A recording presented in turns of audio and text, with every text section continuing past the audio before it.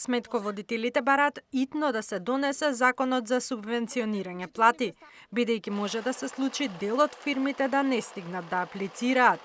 Апелираат да се земе предвид реалното време потребно за подготовка на документите и пресметките за плата. Според најавите, крајниот рок за аплицирање е 7 ноември, иако итно не се усвои законот, некои фирми може да не ја добијат ветената финансиска помош од државата. Во нормални услови пресметките за плата започнуваат да се прават од 25 во месецот, за да можат навремено да се исплатат до 15 наредниот месец. Од таа причина, како и многу пати досега, повторно апелираме дека се неопходни, јасни и навремени законски решенија, подобра техничка институционална подготвеност за спроведување на истите. Сметководителите бараат јасно и прецизно да се дефинираат условите за аплицирање, за да не се остави простор за различно толкување и конфликтни ситуации.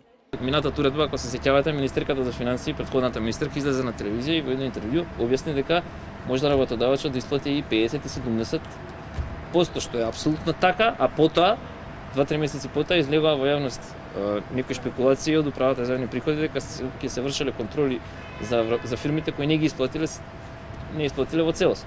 Мислам дека не треба, ако веќе еднаш го направивме ова, не треба повторно да одиме по иста процедура, него треба се веќе да се искристализира и да се јасно и гласно да се каже. Инаку надлежните во повеќе наврати уверуваат дека законите ќе се усвојат навреме и дека фирмите ќе ја добијат ветената финансиска помош од државата. Законот за субвенционирање плати веќе е испратен во собранието, а пари за оваа мерка треба да се обезбедат со ребалансот, кој исто така чека зелено светло од пратениците. Миријана Јовеска, Сител телевизија.